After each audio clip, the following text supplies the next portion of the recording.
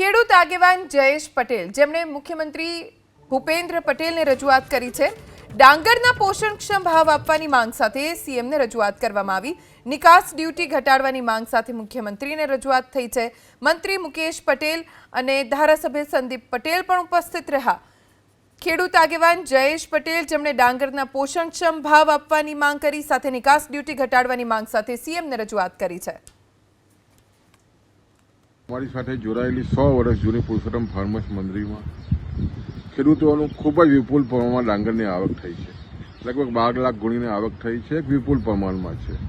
અને જે સ્થિતિ બજારની બનતી જાય છે, ખાસ કરીને ડાંગરના ભાવો જે રીતે ઓછા થતા જાય છે, એટલે સ્વાભાવિક છે ખેડૂતોમાં જે રીતે નાખુશી જોવા મળી છે એના અનુસંધાનમાં આદરણીય રાજ્યના મુખ્યમંત્રીશ્રીને ખેડૂત આગેવાનો સાથે રજૂઆત કરવામાં આવી છે।